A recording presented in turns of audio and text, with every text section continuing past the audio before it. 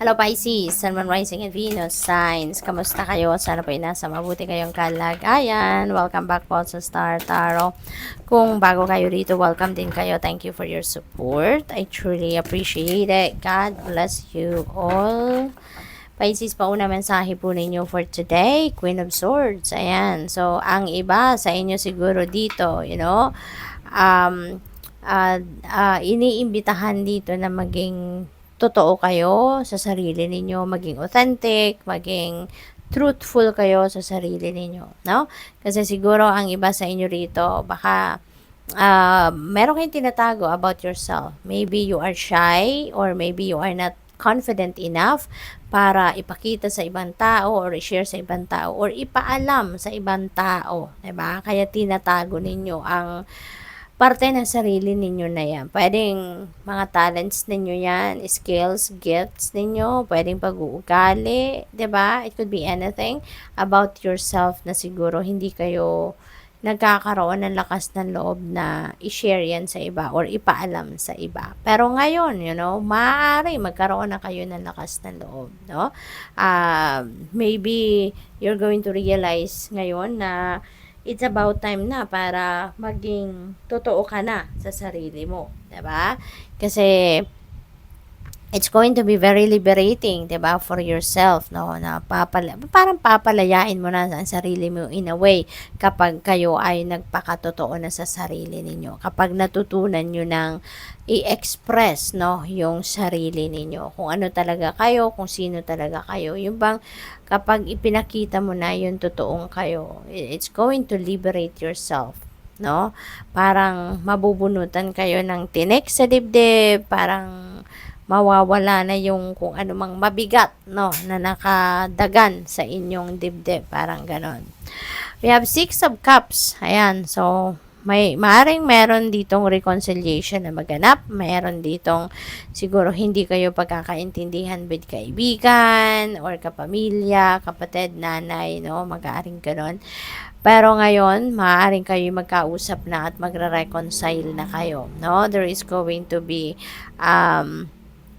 harmonious relationship dito na magsisimula between you and that person, kung sino man yung hindi ninyo kabate, no, lately.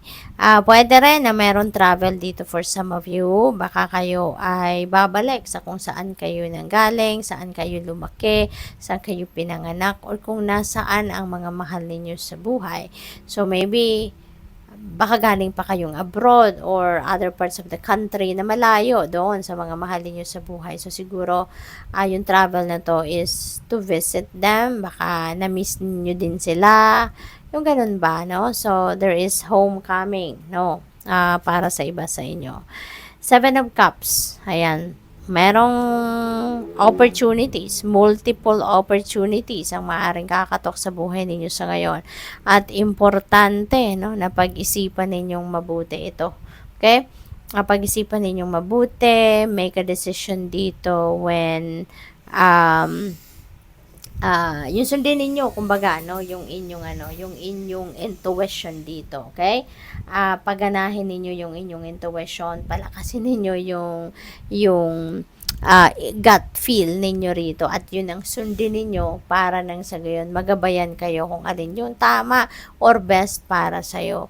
Yung bang pag-isipan din ninyong mabuti before you make a decision na kung alin yung saktong-sakto doon sa criteria ninyo, di yun ang kunin ninyo, what else? We have Empress. Napakaganda ni Empress kasi this is lalo pagdating sa pera, no? Kasi si Empress is a very abundant and prosperous energy.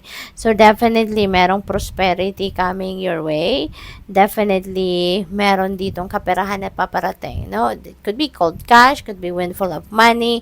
It could also be financial opportunities na dadating na maghahatid sa inyo ng kaperahan, no? So possible na ganun ang mangyari rito.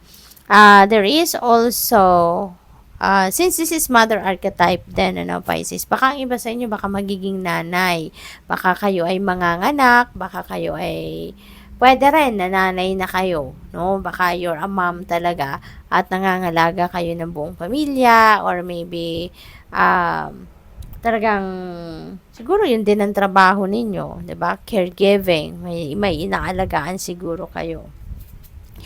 We have Eight of Swords. Ayan, nakapiring.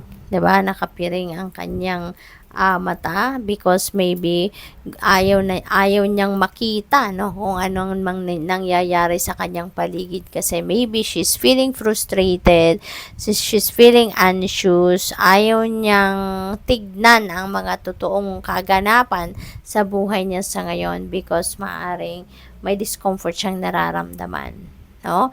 Yung parang siguro punong-puno siya ng stress, punong-puno siya ng worry, yung gano'n, kaya ayaw niyang tignan yung truth ng kanyang sitwasyon. Maybe she's avoiding, 'di ba, the reality of her life sa ngayon. So, possible na gano'n ang nararamdaman ng iba sa inyo rito, no?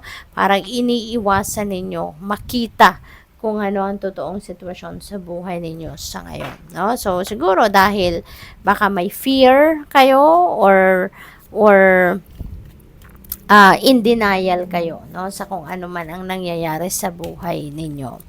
What else? We have risk. Ayan. So, learn to grow wherever you are planted. So, ang iba din sa inyo siguro, no? Eventually, you are going to take risk. Maaaring kayo ay magkakaroon ng oportunidad dito, pero yung opportunity na to will require you to take risk. So, this could be an adventure para sa'yo. Pero, feeling ko, ready kayo to take risk. Maaaring magkakaroon kayo eventually ng lakas ng loob, no, para lumabas sa inyong comfort zone at mag-take risk kayo. Susubukan ninyo yung mga bagay na hindi pa ninyo nasusubukan. Music. There is melody to be heard in the deepest parts of the woods if only we listen. Okay? So, feeling ko, ito yung music na to, hindi ito yung music na talagang musika, but this is, this is your intuition talking to you, no? So, feeling ko yun. Kaya, inibitahan kayo dito na pakinggan ninyo ito. Because there is something there na kailangan ninyong marinig na makakatulong sa buhay ninyo. Okay? What else? We have journey. Ayan, branch out to the new worlds. Ayan, so maybe, related ito dito sa pag-take risk ninyo. You are going to expand. Siguro sa ngayon, you are going to grow, you are up for progress, and maaari talaga na yung progress na yan will involve travel, no? So maybe you're really going to travel somewhere, no? Baka meron kayong mga new ventures na gagawin, and that might require you to go outside of your comfort zone at baka sa ibang lugar, ibang bansa, mga ganon. So, good luck. Thank you for watching Love and Light. Namaste.